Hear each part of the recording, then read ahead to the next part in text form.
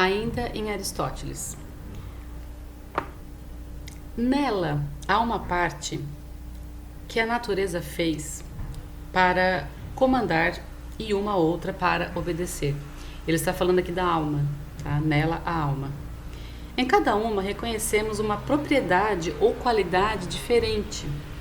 Por exemplo, a presença da razão em uma e a ausência da razão em outra, possuindo cada uma um tipo de virtude que lhe é próprio.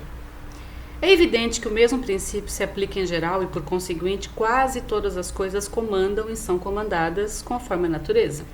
Entretanto, os tipos de comando diferem. O homem livre comanda seu escravo de um modo diferente do macho que comanda a fêmea, ou do pai que comanda o filho. Ainda que as partes da alma estejam presentes em todos eles, elas estão presentes em diferentes graus, pois o escravo é inteiramente desprovido da faculdade de deliberar. A mulher a possui, mas débil e ineficaz. E a criança também a possui, mas nela essa faculdade ainda é imperfeita, não está completamente desenvolvida. Eis porque quem comanda deve possuir a virtude na sua perfeição. Sua função é como a de um arquiteto, qual seja a da própria razão. Quanto aos outros, requer-se apenas a medida de virtude que é própria à sua função. Claramente se vê, portanto, que todos têm virtudes morais, mas a temperança, a coragem e a justiça não são, como afirmava Sócrates, as mesmas em um homem e em uma mulher. A coragem de um consiste em comandar, a da outra em obedecer. E para finalizar, Aristóteles fala o seguinte: quanto ao que concerne ao marido e à mulher, ao pai e aos filhos, as virtudes próprias a cada um deles, as suas trocas recíprocas, o que é honroso e o que é útil, o que devem procurar e o que devem evitar, é imprescindível a consideração em detalhe desses objetos em um tratado sobre o governo. Pois, visto que cada família é uma parte da cidade, e tais pessoas são as partes que constituem a família, e a virtude da parte está necessariamente em relação com o todo, é preciso que a educação das mulheres e das crianças se faça tendo em vista a constituição daquela cidade. Se as virtudes destas devem fazer alguma diferença nas virtudes da cidade. E é claro que elas têm de fazer uma diferença. As crianças, quando crescerem, serão cidadãos. E as mulheres perfazem a metade das pessoas livres da cidade. Muito bem. O que Platão nos diz pela boca de Sócrates, né? Ou o contrário, o que Sócrates está sendo citado aqui por Aristóteles remete àquilo que Platão fala da boca de Sócrates no livro A República. É uma passagem belíssima que eu vou destacar da obra aqui de César Nunes, um professor da Unicamp, que tem uma obra que remete à ideia de Platão e a dialética, discutindo a filosofia do amor e o amor à filosofia.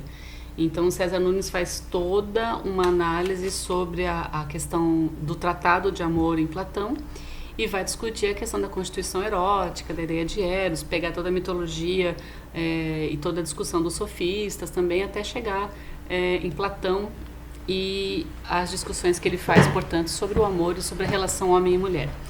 E ele cita uma passagem, portanto, que parece pouco explorada nessas questões de gênero e nesse revisitar dos clássicos a respeito do que eles falavam sobre essa constituição, homens e mulheres. Se há verdade ao afirmar que em tudo, por assim dizer, um sexo sobreleva em muito o outro, contudo há muitas mulheres que são melhores que os homens para numerosas tarefas.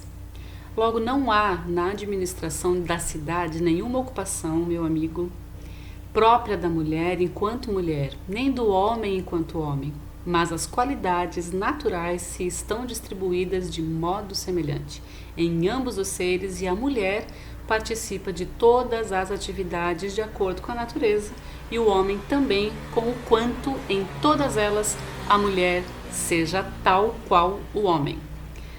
A aptidão natural, tanto do homem como da mulher, para guardar a cidade é, por conseguinte, a mesma. exceto na medida em que a desta é mais débil e aquela mais robusta. E assim se devem escolher mulheres dessa espécie para coabitar e ajudar a guardar a cidade.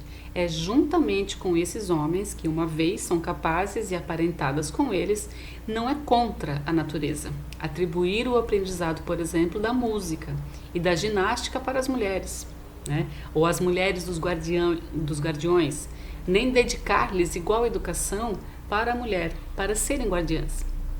Pois não deverá a educação ser dividida, uma para preparar os homens e outra para as mulheres, sobretudo porque toma a seu cargo uma natureza idêntica.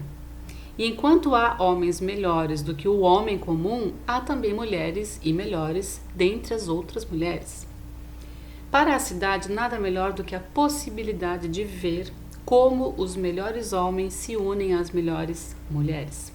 As mulheres guardiãs terão de depor suas vestes e se investiram de virtude, em vez de roupa, e terão parte na guerra, e em tudo que diz respeito à guarda da cidade. E um homem que rir das mulheres nuas, quando elas fazem ginástica para alcançar a perfeição, colhe imaturamente o fruto da sabedoria, que é o riso, sem saber o que parece de que se ri, nem o que fizer, pois se diz que há de se dizer sempre com razão, e que o que eu uso, o que é útil, é belo, e o que é vergonhoso é que é prejudicial.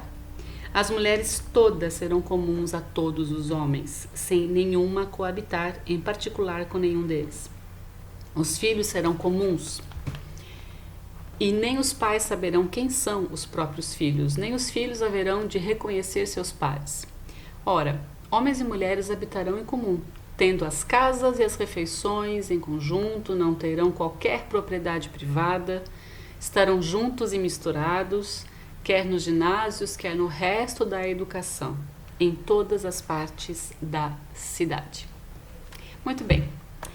Toda essa relação em que se observa na cultura clássica, na cultura antiga, sobre a cidade e sua relação com os homens, a cidade e sua relação com as mulheres, passa pela ideia de uma educação moral e passa pela ideia, portanto, de uma natureza destinada ao congraçamento, nas palavras aqui de Sócrates, relatadas por Platão, em que haverá distinções, né, das melhores mulheres, haverá distinção entre os melhores homens, quase que numa prática até eugênica, né, se diria assim, para pensar os diferentes atributos que convocam na sua somatória para a vida em cidade. Então, aqui não há apartação. Na ideia de Sócrates não há apartação. A república se funda, a ideia de cidade se funda pelo congraçamento das melhores virtudes de ambos os sexos, o que me parece absolutamente distinto em Aristóteles.